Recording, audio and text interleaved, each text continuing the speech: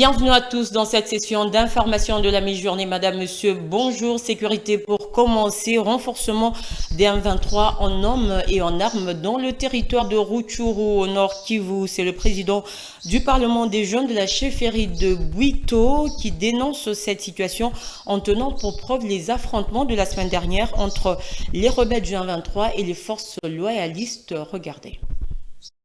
Il y a toujours l'activisme des M23 qui continue à renforcer leur position dans les Rutshuru, dans les sud de Lubero, voire même dans les Nyiragongo et Masisi. Chose qui nous préoccupe, que notre gouvernement de la RDC puisse chercher des voies et moyens de réorganiser également notre armée et les ravitailler en logistique vite pour que de n'importe quel moment, si l'ennemi pourrait lancer ses assauts contre les positions de nos vaillants FARDC et VDP Wazalendo, que ces derniers soient outillés également des moyens nécessaires de contrer l'ennemi qui continue toujours à conquérir des entités, tel est le cas de Ishasha, Nyamilima, Nyakakoma, dans les Binza de Nerema et dans les Rutshuru toujours. Du côté Bwito, il y a eu des accrochages au cours de la semaine à brûlant des maisons de paisibles populations. C'est pourquoi nous alertons et invitons notre gouvernement à prendre au sérieux cette situation et stabiliser nos entités respectives. Et cette information en bref et en image, le général Jean-Claude Kifoy, auteur des actes de torture et autres traitements inhumains sur la personne de maître Kabwende Mushibi-Fabi, avocat au barreau du Olomami, fait déjà l'objet des poursuites sur injonction du ministre d'État et ministre de la Justice et garde des Sceaux Constant Mutamba. Dans un communiqué publié le jeudi, le ministre d'État informe à l'opinion que toutes les dispositions sont prises pour que justice soit rendue. Ces poursuites ont été entamées à la suite d'une dénonciation faite par un collectif des avocats qui est allé rencontrer le ministre d'État à la Justice et garde des Sceaux pour ce dossier. Santé, on en parle dans ce bulletin. Propagation de la variole du singe à Kinshasa. Déjà 111 cas suspects sont enregistrés, dont 21 cas confirmés et 2 décès. C'est le ministre provincial de la Santé publique, Hygiène et Prévention qui a donné ces chiffres tout en précisant que la ville-province de Kinshasa est en danger. Je vous laisse plutôt suivre l'extrait de son adresse. Pour que tu évites maladie oyo. Maladie oyo babengi na kombo mpox. Pona komi batela na yango, il faut to sukola ka maboko na biso régulièrement. To éviter to lingate kokutana na nyama oyo asa kufi osimba ye. To belisa nyama oyo babenga viande bukanye nyama kokauka. Soko za kolamba yango tokisa yango makasi. To éviter eloko oyo babengi rapport sexuel non protégé parce que maladie oyo azali akoki pe kozala transmise par rapport sexuel non protégé. Yango nde soki olingi kosala rapport sexuel lata préservatif. Il faut to se vacciner na vaccin à mpox. Le gouvernement congolais a disponibilisé na ba zone et na ba aire de santé nyonso ya ville Kinshasa. Lelo na ngonga o nazali koloba ezali que ba zone de santé Sambo donc 7 eza concerné. Zone de santé ya Sele eza lelo na 3 cas ya mpox. Zone de santé ya Limete ezali na 7 cas. Zone de santé à Kinkole ezali na 2 cas. Zone de santé à Barumbu ezali na 3 cas. Zone de santé à Kasavubu ezali na 4 cas. Zone de santé à Ngiringiri ezali na Kamoko. Zone de santé à Kasavubu utiko bakisa malelo ezali na Kamoko. Elingi koloba tokomi na 7 zones de santé où ezali touché. Ceux qui bakangi yo na maladie okima te parce que ceux qui okimi ezali danger pour na baninga okei ko pesa ngo baninga. Ceux qui oyoki basigne oyo mutu pasi baarticulation ekomi kosala yo mabe ekomi kosala yo pasi omoni ke ozali na fièvre kende mbangu na centre de santé le plus proche pour que prendre yo en charge. Et puis, les Nations Unies ont institué le 22 août de chaque année depuis 2019 comme journée internationale de la commémoration des personnes victimes de violences en raison de leur religion ou conviction. L'objectif est de combattre d'urgence ce fléau et conscientiser les États à protéger toutes les personnes et tous les lieux de culte. On se rappellera des millions de chrétiens qui se sont sentis humiliés lors de la cérémonie d'ouverture des Jeux Olympiques de Paris, ainsi que plusieurs autres subissant des violences dans le monde en raison de leur foi. On fait le point avec Bénédicte Kokemonombi.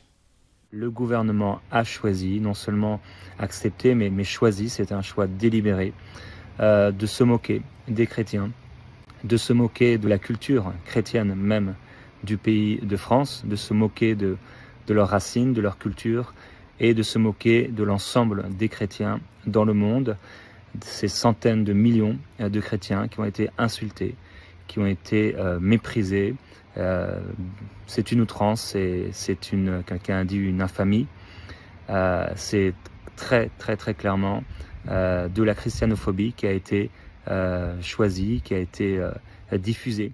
Lutter contre la discrimination via les lois et investir dans les initiatives éducatives qui favorisent l'inclusion et l'égalité de droits, relève le secrétaire général des Nations Unies ce 22 août en cette journée internationale de commémoration des personnes victimes de violences en raison de leur religion et leurs convictions, appelant les plateformes numériques dans son message à devoir appliquer des politiques de modération des contenus conformes aux normes internationales en matière de droits humains. Les actes de violence explicites déplorés sont non seulement ceux contre la personne, mais aussi ceux contre leur domicile, leurs entreprises, leurs biens, leurs écoles, leurs lieux de culte. D'après le sondage de l'ONG Portes Ouvertes Internationales, qui est au service de l'Église persécutée depuis plus de 65 ans, la violence envers les chrétiens, en particulier en Afrique subsaharienne, et le contrôle des églises se renforce. Plus de 360 millions de chrétiens souffrent dans le monde d'un niveau élevé de persécution et de discrimination en raison de leur foi. Au moins 5621 d'entre eux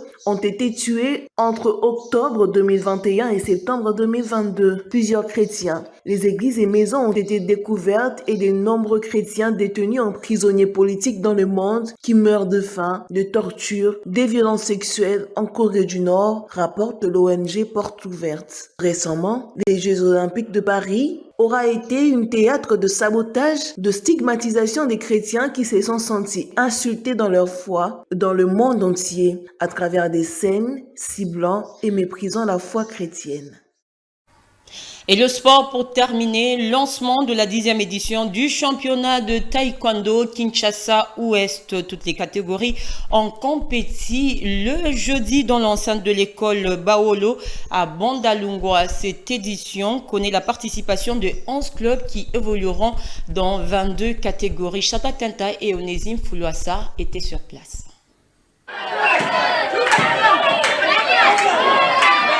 L'école Bahoyo dans la commune de Bandalungwa a servi de cadre pour le lancement de la 10e édition du championnat de taekwondo de la tente de Kinshasa Ouest. Sous la coordination de maître Jean-Paul Koyalodi, toutes les catégories étaient au menu, le benjamin, les pipis, les minimes ainsi que le cadet. Tous ont eu l'opportunité de montrer l'étendue de leur talent. À cela s'ajoute la participation de 11 autres clubs qui ont évolué dans 22 catégories. À l'heure de faire le bilan de cette première journée, maître Jean-Paul Koyalodi s'est montré très satisfait. Mes impressions, c'est des sentiments, de la joie, parce que nous avons réussi à organiser les championnats à nos obligations, parce que nous sommes obligés d'organiser chaque année le championnat. Aujourd'hui, c'est 10e édition des championnats de la tente de taekwondo Kin Ouest, benjamin, pipi, minime et cadet. Donc, on a bien démarré aujourd'hui. Je pense que demain, ça sera des combats finaux. Cette édition, c'est aussi l'occasion de promouvoir la jeunesse montante dans les taekwondo congolais, notamment dans le domaine de l'arbitrage. Bon, la vision de la Fédération congolaise de taekwondo via le président Alain Badiachile, c'est de prendre la jeunesse. Donc son souci majeur qui est pépinière de taekwondo ainsi que les nouveaux arbitres doivent être les jeunes. Parce que les enjeux de taekwondo sur l'international, on a besoin de la jeunesse qui réfléchit un peu frais.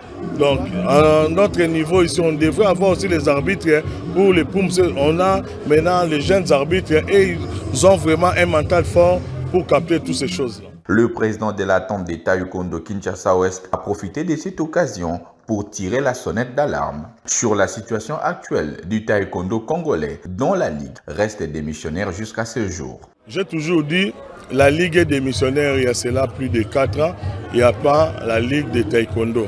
Donc on ne peut pas se voiler de face, la Ligue de taekwondo n'existe pas. Donc nos efforts qu'on est en train de faire, ça va se limiter au niveau de l'attente. Donc on devrait avoir championnat de Benjamin, Pipi, Minime, Cadet au niveau de la Ligue. Ça allait être bien pour que les enfants puissent devenir aussi des champions de Kinshasa. Demain, ils seront des champions de l'attente Kin-Ouest. Mais ils vont se limiter là. Quand est-ce qu'ils deviendront champions de Kinshasa? Il tient de noter que la deuxième journée de cette 10e édition est prévue le vendredi 23 août, toujours au même endroit, cette fois-ci avec des finales à la clé. Ainsi s'achève cette session d'information de la mi-journée. Merci à vous tous de nous avoir suivis. Retrouvez à 19h30 Nico Kassanda pour la grande édition de nouvelles. Excellent après-midi chez vous.